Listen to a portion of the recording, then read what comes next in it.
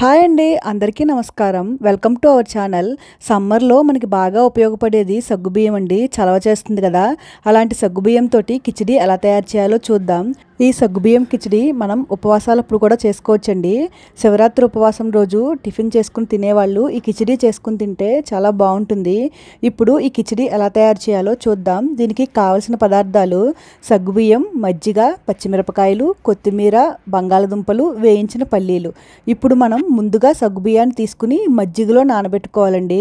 సగ్గుబియ్యం ఇలా మజ్జిగలో నానబెట్టడం వల్ల విడవెల్లాడుతూ ఉంటాయన్నమాట. సగ్గుబియ్యం చూసారు కదండి, వీడియోలో చూపించిన విధంగా విడవెల్లాడుతూ వస్తాయి.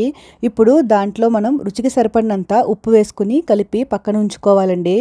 మజ్జిగ మరీ ఎక్కువ వేయకూడదండి, ఎక్కువ వేస్తే మనకి ముద్దయిపోతాయి అన్నమాట.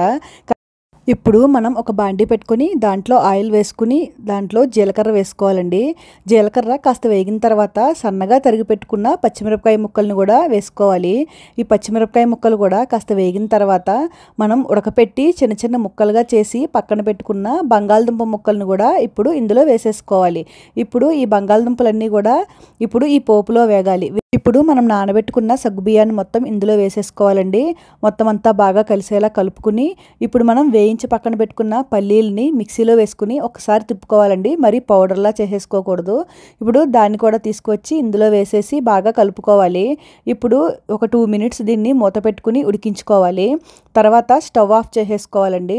స్టవ్ ఆఫ్ చేసుకుని ఇప్పుడు ఒక నిమ్మకాయ చెక్క పిండుకోవాలి. మనం తినే పులుపుని బట్టి నిమ్మకాయ పిండుకుంటే సాబుదానా కిచిడి రెడీ అయిపోయినట్లేనండి. ఇది చాలా టేస్ట్గా ఉంటుంది. మీరు కూడా ఒకసారి ట్రై చేయండి. లైక్ చేసి వీడియోని చూడండి, మా ఛానల్కి సపోర్ట్ అవుతుంది. ఒకసారి ఛానల్లోకి వెళ్ళి మిగిలిన రెసిపీస్ అన్నీ కూడా చూడండి. మీకు నచ్చితే ఛానల్ని సబ్స్క్రైబ్ చేసుకోండి. Thanks for watching.